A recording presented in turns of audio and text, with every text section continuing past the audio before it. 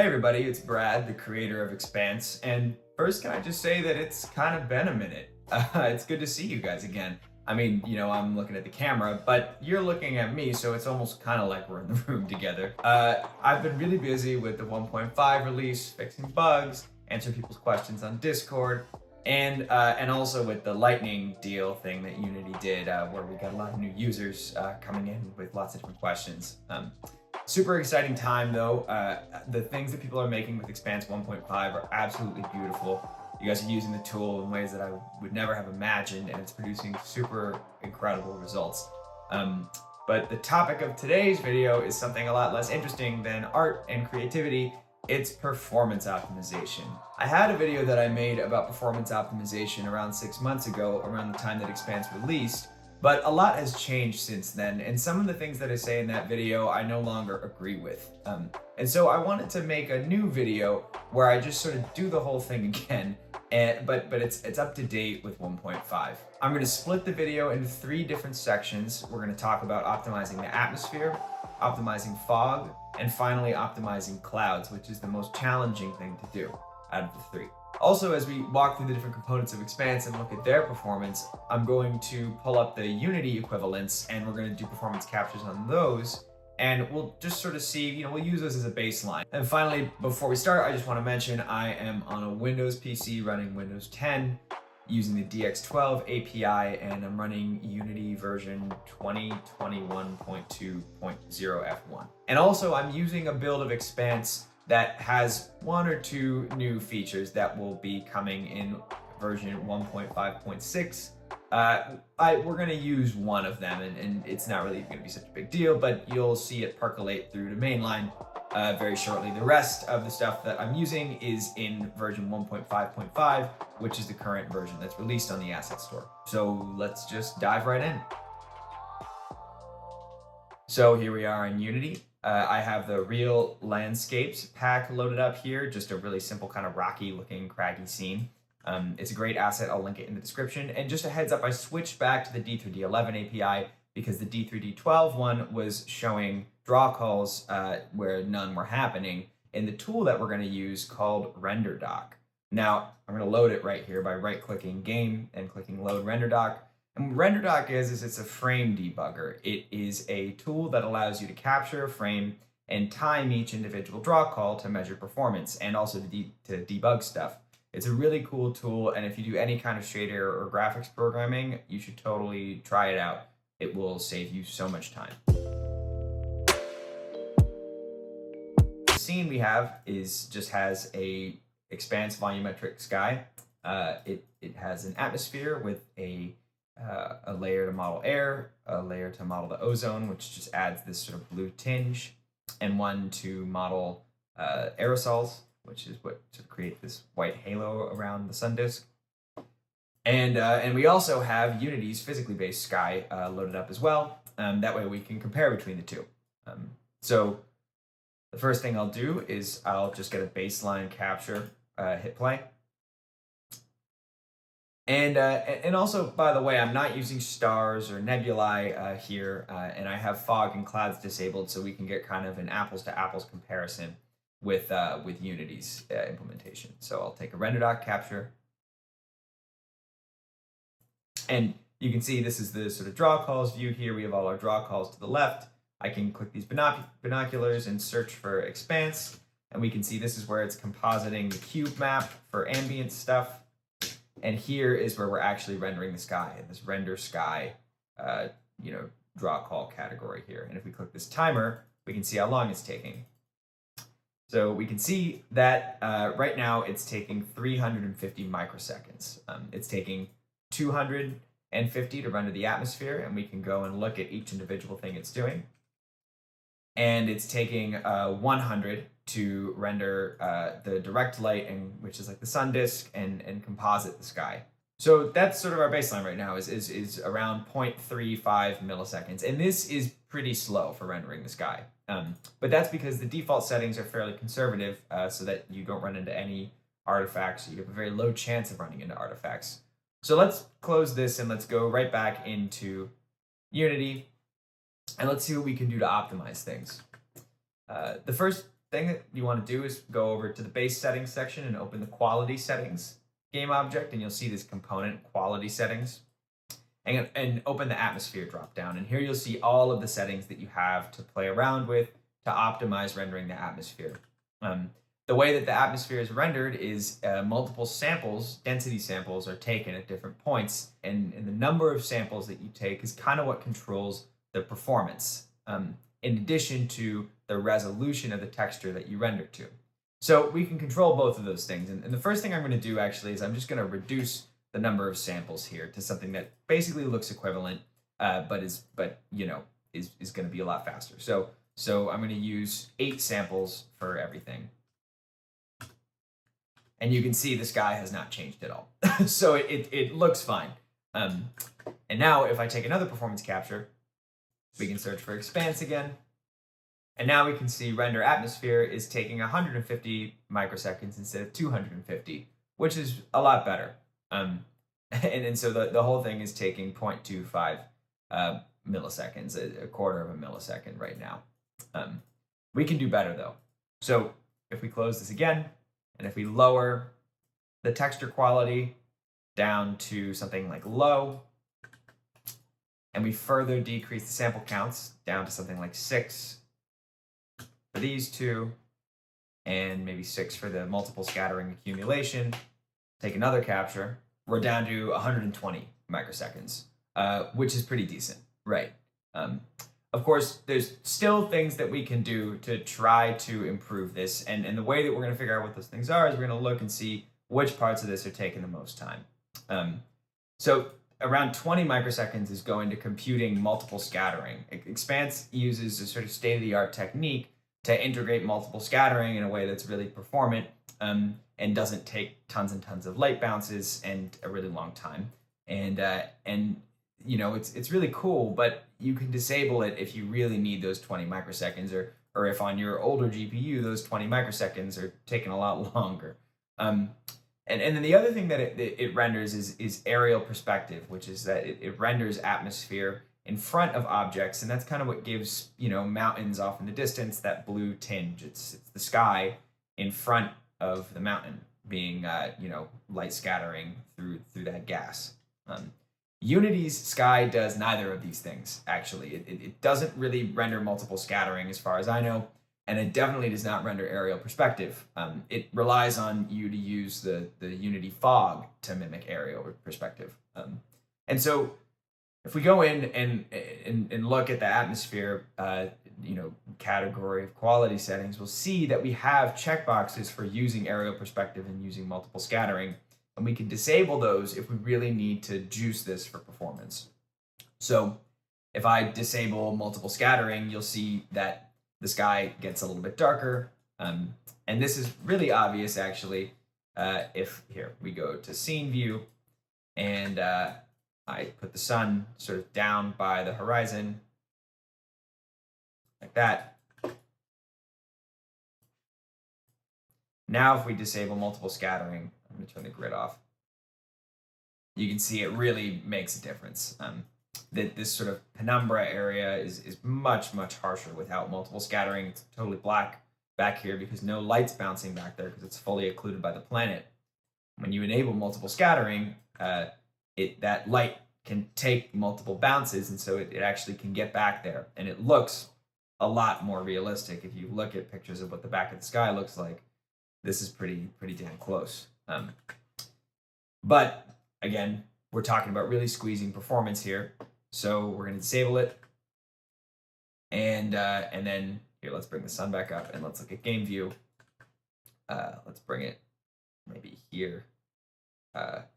We're also going to disable aerial perspective.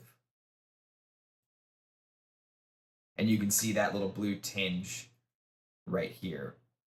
It goes away.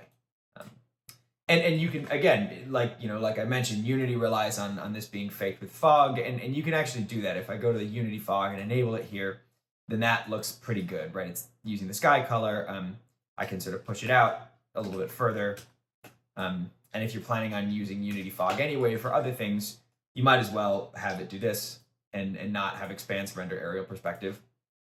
And now you can see this is what Unity's fog looks like, and this is what the aerial perspective looks like. So they are pretty similar. If you want to use Unity's fog to mimic it, you can. So with both of those things disabled, let's see how long this takes. So we can see now that it's rendering in 50 microseconds. It's at 150 total, 160. It's spending around 105 on the compositing step, which is a big full screen pass. So it's kind of like a post-processing pass. It's going to cost something. And it's spending 50 microseconds actually rendering the atmosphere. So this is pretty good, and this is about as crunched as you're going to get it. This is about as optimized as Expanse's atmosphere can be. It's not going to get any faster, really. But it's pretty quick. And if we can compare it to Unity's implementation, I think we'll find that Unity's implementation is about a similar speed. So let's do that. Let's disable this. Let's enable the Unity sky. Let's hit play.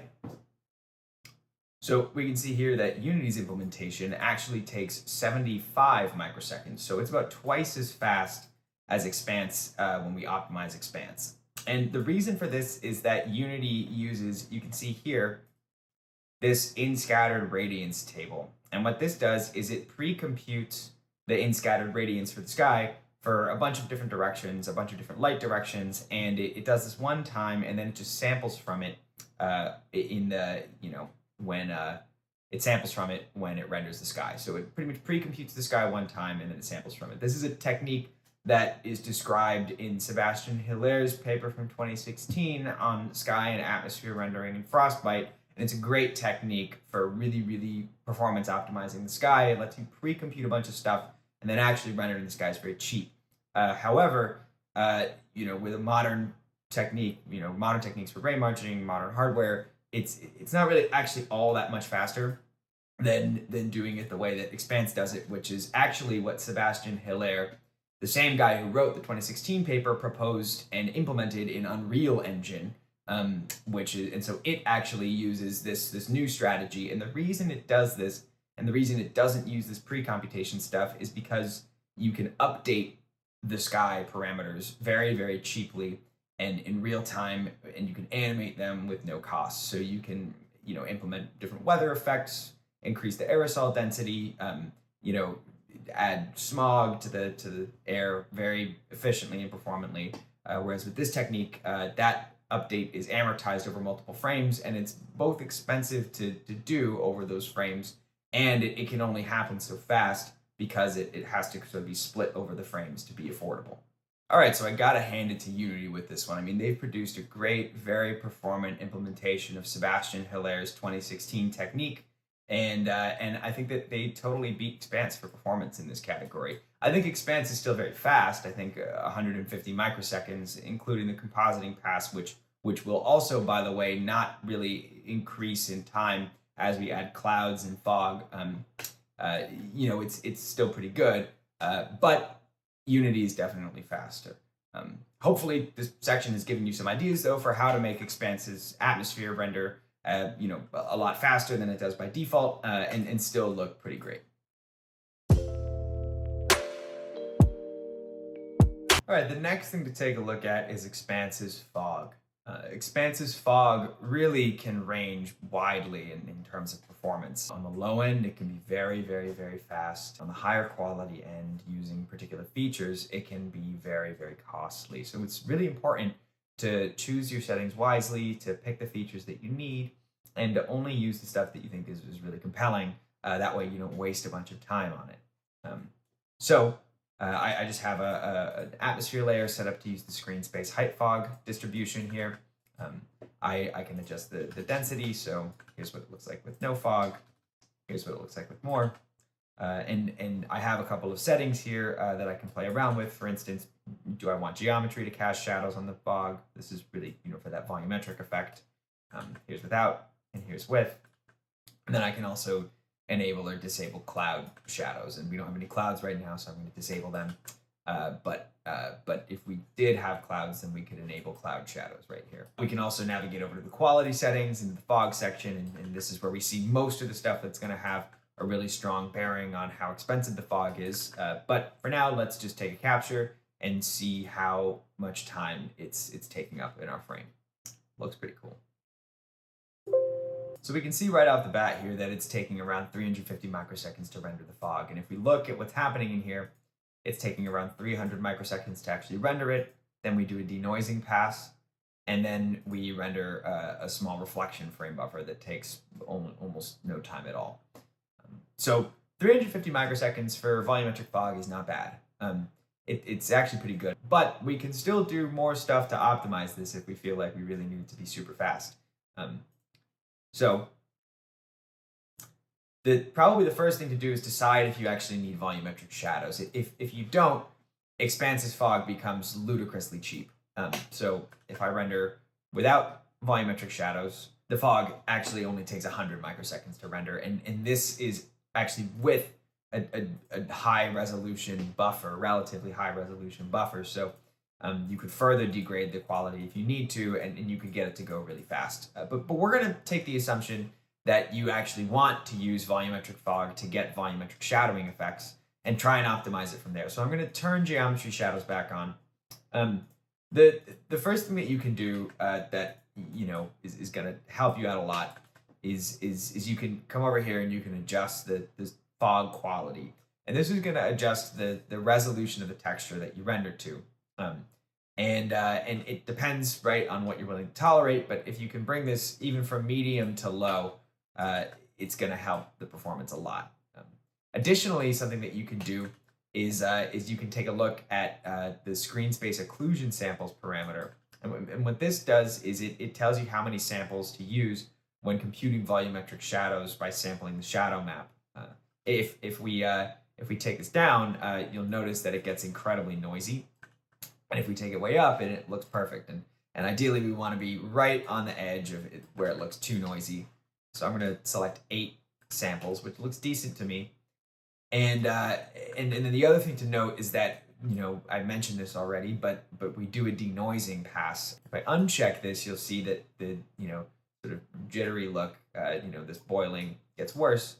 And if I check it, it gets better. And I can actually up the number of denoising frames that I want to use to allow me to decrease my sample count even further. So if I even set it to something like 2 samples and I up the denoising history frames all the way, this is actually enough samples with 64 frames of denoising to make it work. But the downside is that now when I move the light,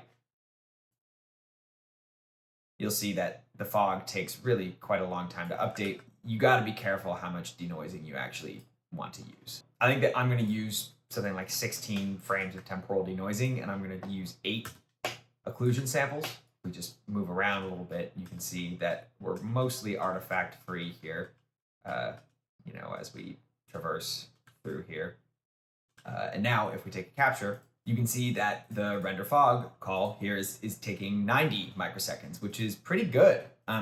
It's a lot faster than what we saw before, 350, and it's true that we've degraded the quality quite a bit, but I think it still looks decent, and certainly you can find a place in between 90 microseconds and 350 that probably suits your visual needs. So one last thing to look at with Expanse's fog for performance is how it computes the volumetric shadows. And there's 2 options that Expanse allows you to pick between. If your light has a shadow map, it can directly ray march that shadow map to compute really proper, physically accurate volumetric shadows. And if it does not, then you can use this sort of screen space technique that uses the depth buffer to compute something that looks kind of like a volumetric shadow. And this is a technique that was pioneered many years ago, but is actually still used in AAA games today. Most recently, Star Wars Battlefront 2, Mass Effect Legendary Edition, Mirror's Edge Catalyst, all visually very stunning games, and they all use this technique. But I think right now, the one that we have enabled is we're using this sort of depth buffer technique. If we enable instead the shadow map technique, and the way we do that is we go to the celestial body and we click shadow map volumetric shadows. You can see it sort of changes things a little bit. And let's see if what that does to performance. First off, it actually looks quite a bit better because it's using the real shadow map to compute these shadows. So you can see that this technique is slightly more expensive. So this is taking around 135 microseconds. It's not prohibitively more expensive, at least not in my book, but it will cost you a little bit more. And so if you want something that looks like volumetric shadows, but that's a little bit cheaper, then you can just forego using the actual shadow map and it'll still look pretty good. Okay, so we've seen how we can optimize Expanse's fog to render in around 0.1 milliseconds, 100 or so microseconds. Let's now see how long Unity's volumetric fog takes. So I'm going to disable Expanse's fog and go over here and enable this volume that has Unity's fog on it. Maybe I'll bump the attenuation distance a little closer or something like that. Great, so let's move around a little bit and just see how it looks. It looks pretty good, but the volumetric shattering is pretty subtle. And it looks to me like, I can't really tell how high resolution the frame buffer is, but it's probably a decent resolution because that's pretty nice and smooth. So let's take a capture. So this is very sneaky of Unity. It's not really sneaky. It's probably just something that they're, using as whatever. It's not that sneaky. But if you just look up fog, what you'll see that comes up is opaque, this render sky and fog, opaque atmospheric scattering, which takes 60 microseconds. And you think, wow, that is incredibly fast for rendering volumetric fog with volumetric shadows. That's twice as fast as Expanse. That's super quick. But then you scroll up a little bit and you realize we actually have two other important things going on here. So there's this volume voxelization step and there's this volumetric lighting step. And I'm pretty sure that both of these things are actually rendering volumetric fog. The way that Unity renders volumetric fog, it's actually pretty cool, is they allow you to define these local density volumes, and then they composite those density volumes into a camera-aligned Froxel buffer that they then ray-march. So I'm pretty sure that the volume voxelization step here is going to be that sort of taking the density volumes and packing them into the Froxel buffer. And I think that this is true because we can see here that we have our volumetric fog texture here, our Froxel buffer in this draw call. So that is the first thing is it takes this voxelization step, and then we take a look here at the actual volumetric lighting pass. And this takes around 600 microseconds. And this is really quite a bit of time. It's not a bad implementation, I'm sure, and the Froxel buffer is quite high resolution, 260 by 146 by 85 depth slices is quite a lot. So that was pretty interesting. I think I want to see if I can reduce the quality here if I go to custom, or maybe, I don't know what custom does, but maybe low, and just see how long that takes. So let's take another capture of it on low quality. So this is a good amount faster. So we can see here the volume voxelization step takes 30 microseconds. There's actually this other step, this generate max Z mask for volumetric, that takes another 50 microseconds. And then finally we have the actual volumetric lighting pass, which is 170. And then on top of that, at the end here, we have this compositing step that takes 60. Now Expanse's compositing step doesn't look so bad. I mean, it doesn't look so unfair. But at any rate, this is still taking, I think, somewhere around 300 microseconds compared to Expanse, which can do it in 100. And I think that the resolution now of the Froxel buffer here is more comparable to what we had. It's like 200 by 100 by 40 depth slices. So what's the takeaway here? Well, Expanse can render volumetric fog in 100 microseconds, and that's actually 3 times faster than Unity's volumetric fog renders on low quality. And I think that's pretty cool. Does it mean you should stop using Unity's volumetric fog? Probably not, right? I think it's up to your artistic discretion. It's what your performance budget is, right? What features you want. But I think that the next time your coworker is complaining about Expanse's volumetric fog being so slow, you can show them this part of the video and tell them that actually it's faster than Unity's. All right, guys, it's pretty late over here. It's like midnight. Probably gonna just chill out and watch TV and not look into this super bright ring light for another 2 hours, and maybe do the clouds part tomorrow. So I'll tack that on to the end of the video, and maybe we'll do a quick intermission here. Or you know what, actually, do one of those cool transitions where it looks like I just magically change into a bunch of different clothes, because it'll be tomorrow and the lighting will be different too, probably. Okay, you ready? Okay. 3, 2, 1. Bam! All right, let's talk about optimizing volumetric clouds. with volumetric clouds and Expanse, there's sort of two things that you can do to optimize them. They're two different strategies. The first thing is how much each pixel costs to render. And the second thing is how many pixels you render every frame. And so you kind of want to have a trade-off between both of these things. So I've got my procedural cloud volume here, and I'm going to start with the preset eastward here.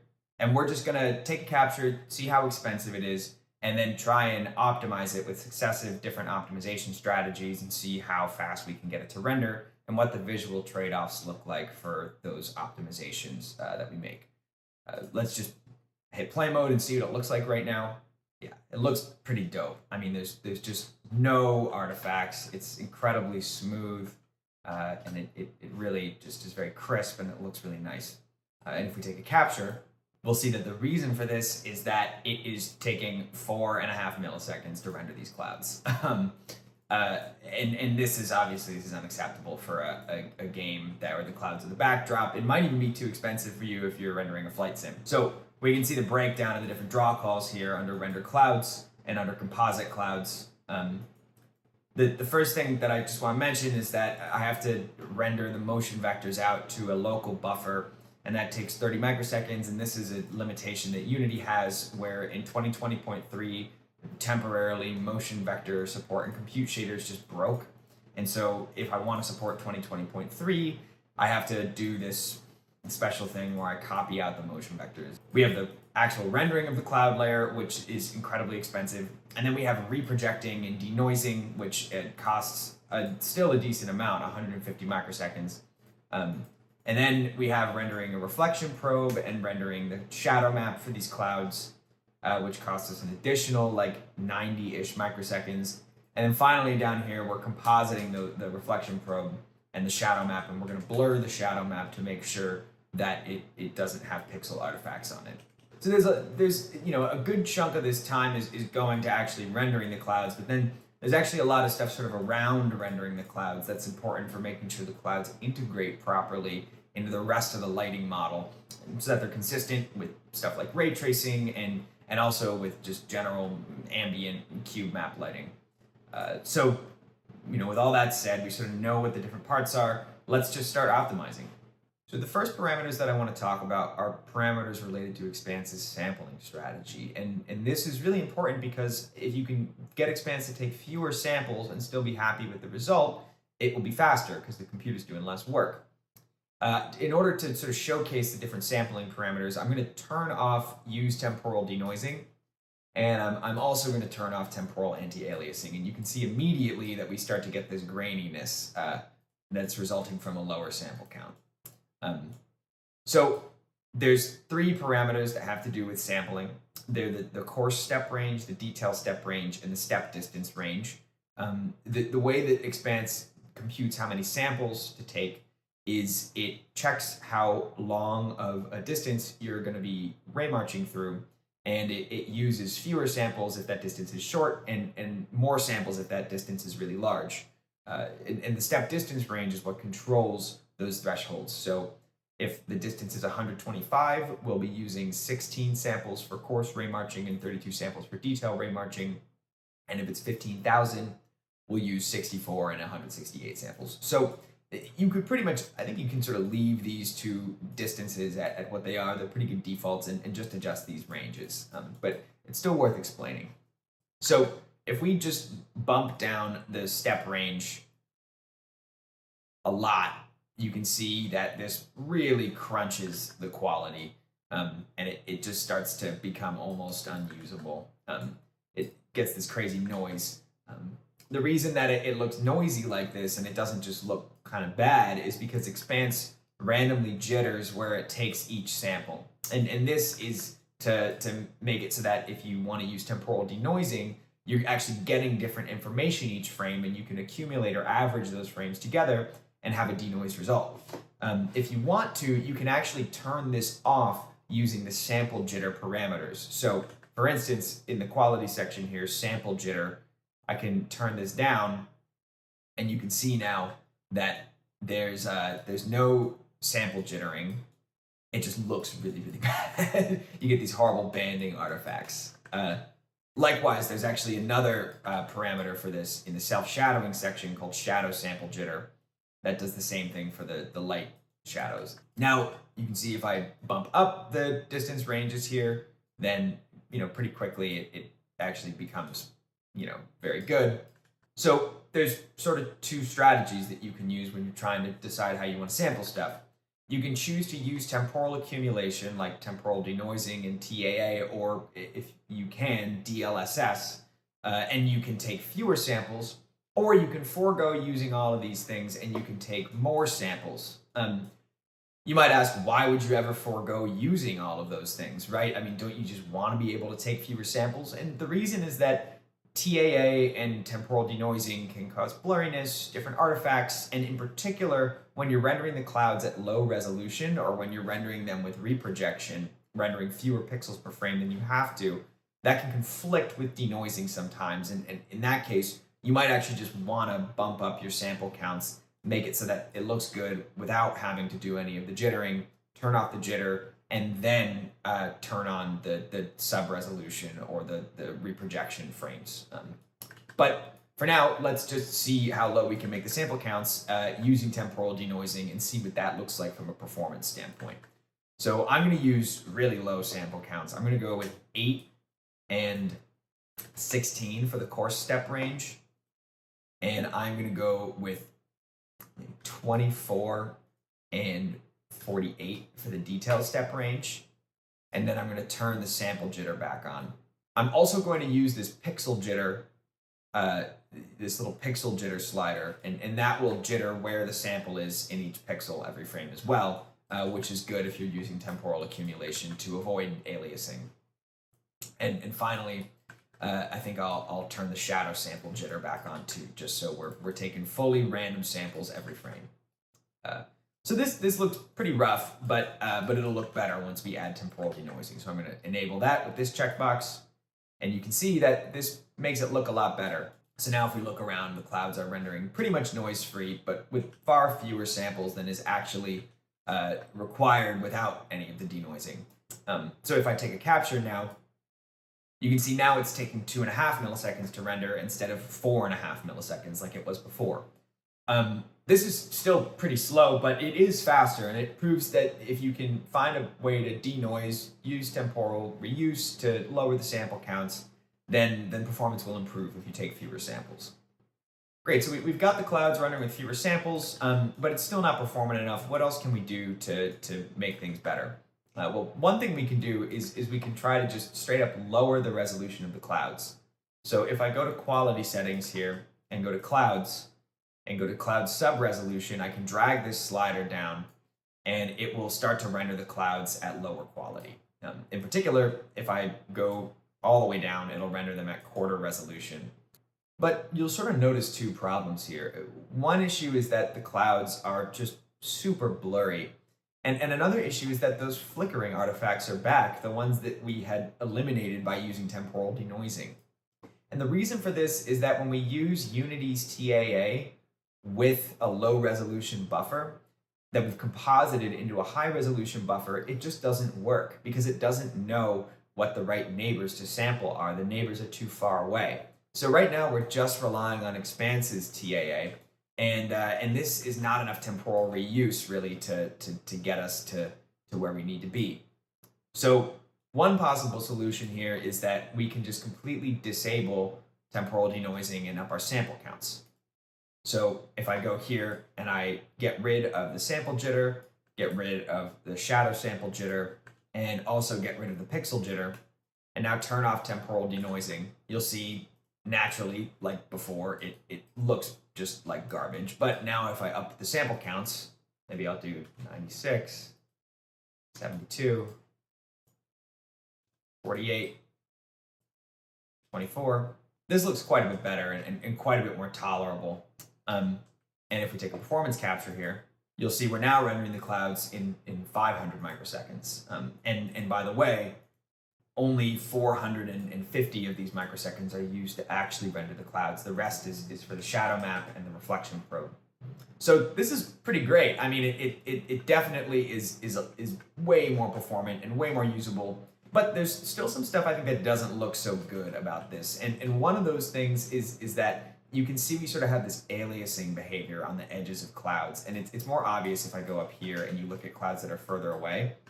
If I move really fast, the clouds kind of flicker around the edges. And this is because the pixels that it's rendering are they're lower resolution. They take up more area than the pixels that our screen has. And so you get this sort of aliasing behavior. One way to fix that is to reintroduce this pixel jitter parameter.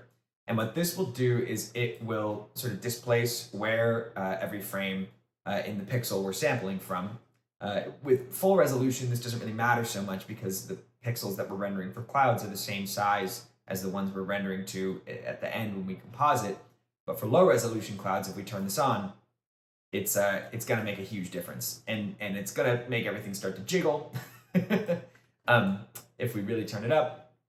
But now, if we turn on temporal denoising again, you can see that it smooths things out.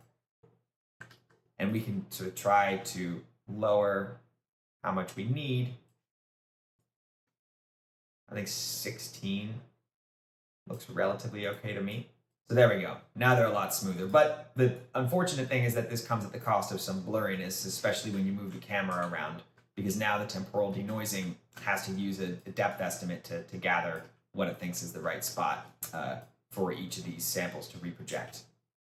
But I still don't think it looks too bad, and I think that for the price of 500 microseconds instead, it might be worth it for you. So crunching the sub resolution all the way down to 0.25 is an option for getting them to render really fast, right? But there's other things that we can do that will get us the same performance, but will still actually cause the clouds to look a lot better and will help us reduce this blurriness. And in particular, something that we can leverage is reprojection. What is reprojection? Well, here, let me turn the resolution all the way back up.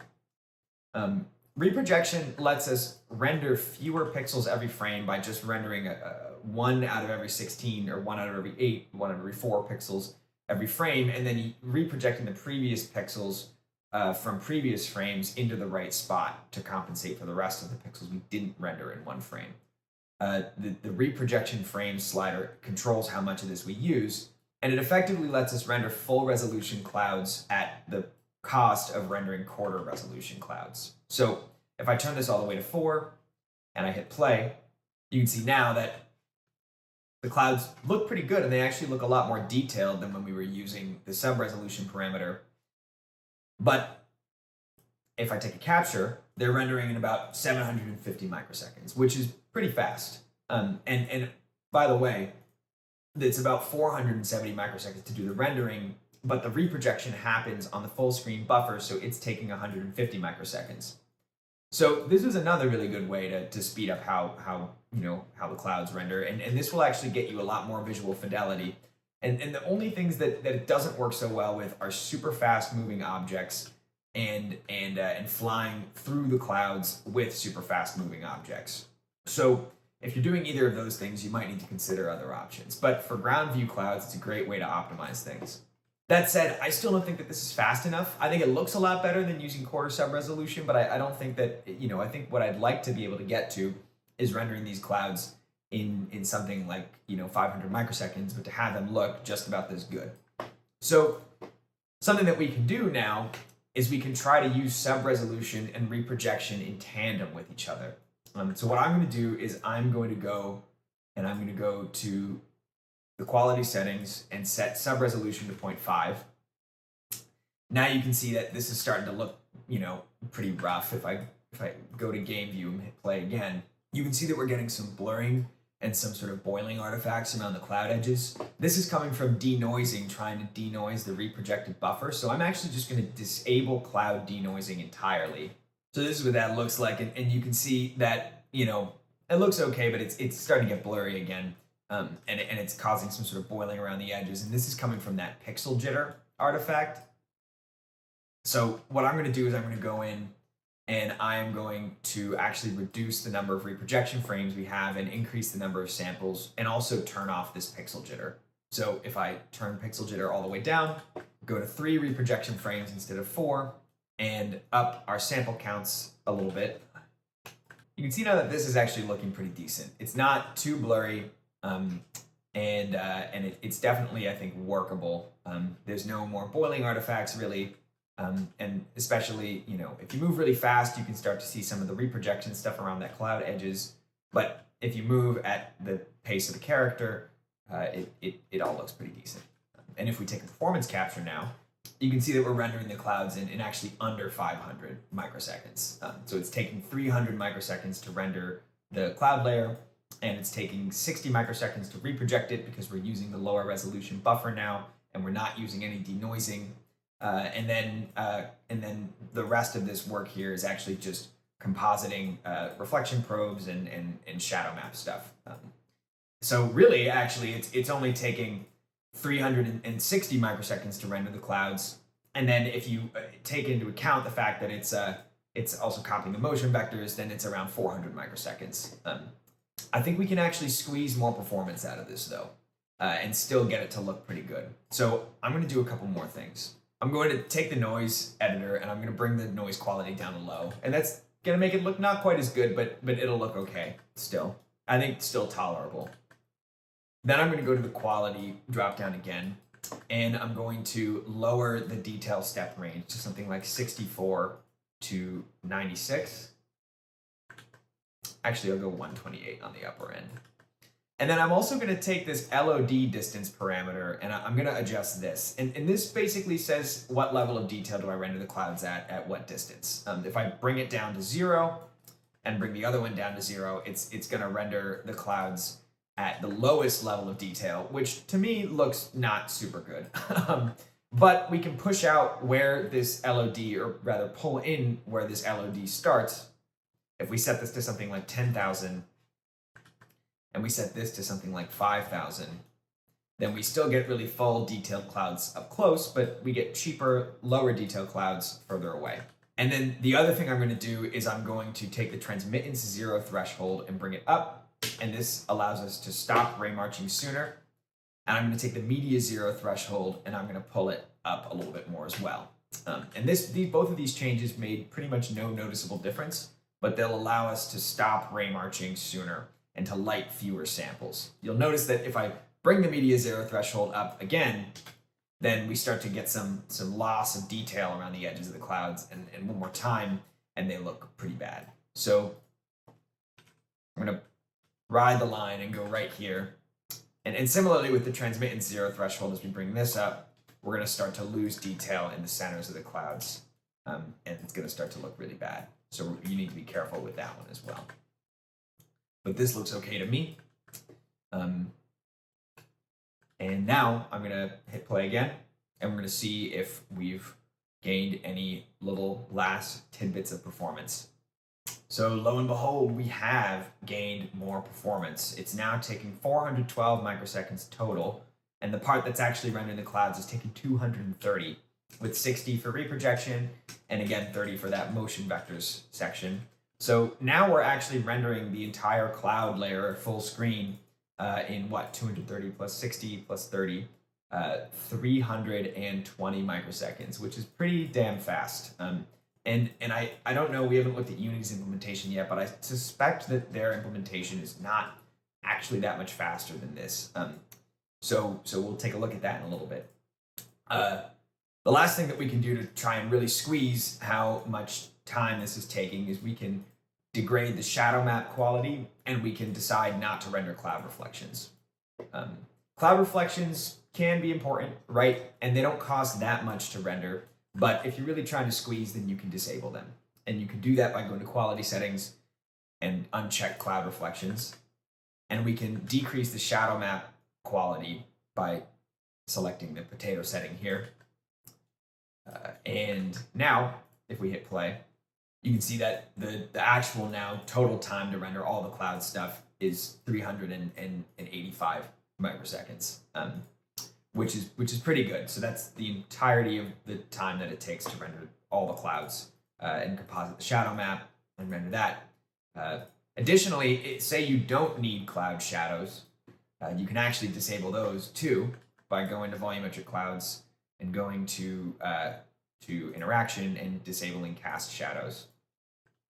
And now the clouds, if you bring in the coverage, they just won't cast shadows. Whereas before, if you did that, they'll cast shadows on the terrain.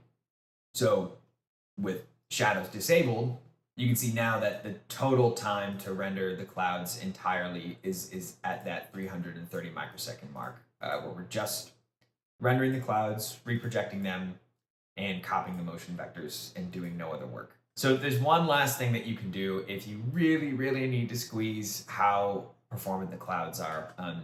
And I really don't recommend it because it's going to make them look a lot worse. But you can go over to self-shadowing and you can just disable self-shadowing entirely. This is a little bit of it's not so good, right? For clouds that where the density is really low, it doesn't look too bad, right? For something like this, but for clouds where the density is high and where the shadowing is really noticeable, it's not going to look so good. But just to see what that does, let's see how expensive that is. So now you can see this gets us to 250 microseconds, which is pretty nuts. But this doesn't really even count because we're not using a core feature. But, if for some reason you decide that you're just using really low density clouds, which you can still get to look really good without self-shadowing, then this might be the strategy for you. And by the way, this looks pretty good still. If we put the sun over the horizon, you get that sort of nice, papery look, right? So something else that I want to mention is that the way that your clouds look can actually determine how much you can optimize them. These clouds are actually pretty hard to optimize because they're very small, sort of cumulus clouds. They have really defined features, and we notice a lot when we degrade their resolution. But if we change the sorts of clouds that we're authoring, for instance, if we up the coverage intensity and then we go over to the base noise and reduce its frequency, we go to the structure noise and reduce that frequency too, and we reduce.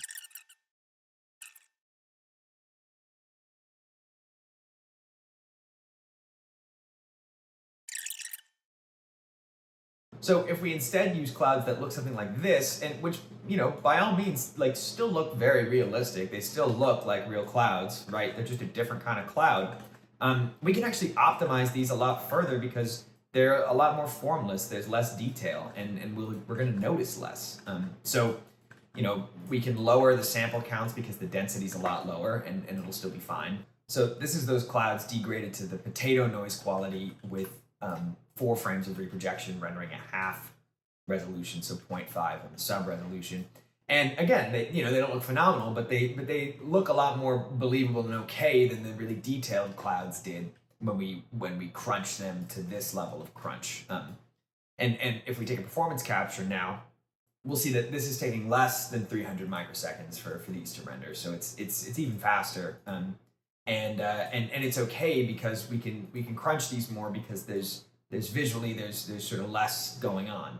So when you're thinking about what kind of clouds to author for your game, have performance in mind. You can get away with clouds that look like this, which look, honestly, Red Dead Redemption 2 has clouds that are kind of like this, and it still looks good and it still looks believable, but it's way friendlier for optimization. So the takeaway here is that if you're on a really tight performance budget, you should author clouds that are amenable, that want to be optimized. You want to make clouds that are less detailed, clouds that still look good even at lower resolutions, clouds that are sort of lower density and not super high density cumulus clouds. If you're really trying to optimize and still have your clouds look good, make sure that you make the right authoring decisions to make that happen. All right, cool. So I think we've covered just about all we can cover when it comes to optimizing Expanse's clouds. So I think that the next thing to do is to look at Unity's clouds and see how they stack up performance-wise. All right, so we got Unity's clouds loaded up. The first thing I'm going to say is that I don't think they look particularly great. I mean, there's certainly things about authoring. Looks like you kind of have to just supply all of your own 3D textures, which they provide no way to generate, which is a little bit, I don't know. But again, I've seen Pierre do videos and he's made them look pretty awesome. So I think that you can make them look good if you really know what you're doing. So we'll just kind of stick to evaluating them on a performance level.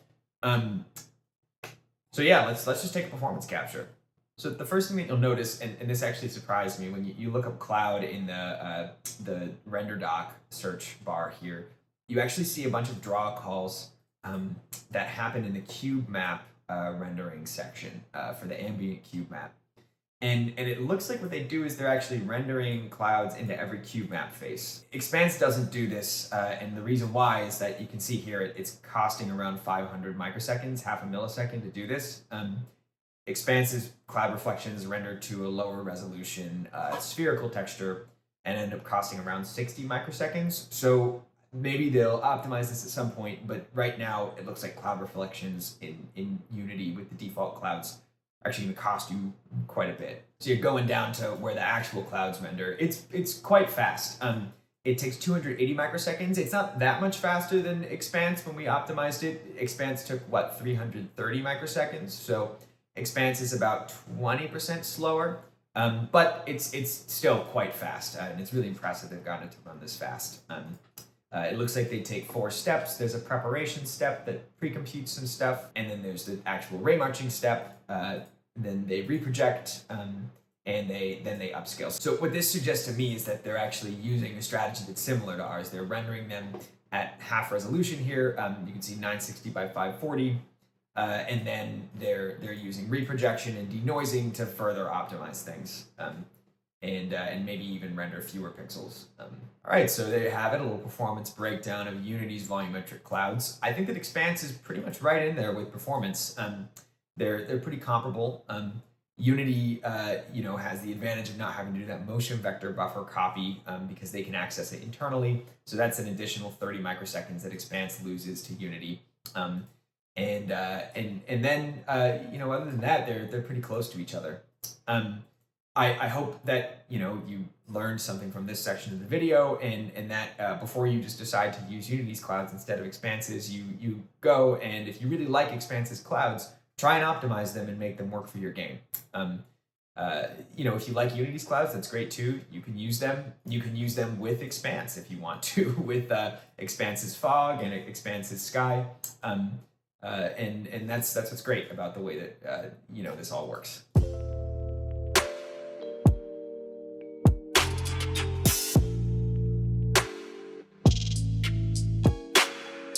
So with Expanse, it looks like you're paying around 200 microseconds more. I might be wrong, actually. They might be more comparable, but I think that Unity probably still edges out Expanse, even if the numbers are closer. Maybe they're further away. I don't know. I'll put them up. You'll see them here in the video.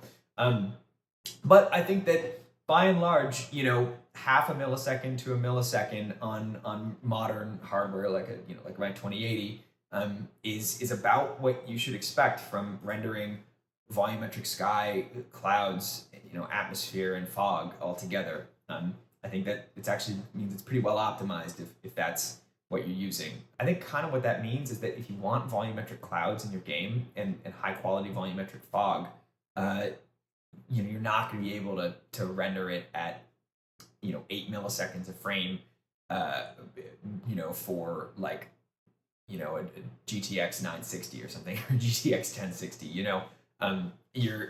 The fact of the matter is that it just costs some performance to render volumetrics. We haven't had them for so long because they're so expensive to render, and only recent hardware advances and new algorithms have allowed us to render them in real time. All right, everyone, that just about does it for this tutorial. I hope you learned something and that it made your game faster, your frame times lower, and your frame rates higher. But if you still have questions about optimization, general questions about Expanse, or you just want to talk about games and digital experiences, you should totally drop by Expanse's Discord server. I'll put a link for that in the description. You can ask questions, talk about different ideas you have, or even suggest features for me to implement that you want to see in the next version of Expanse. But anyway, for now, I'll say thanks for watching, and I hope you have a great day.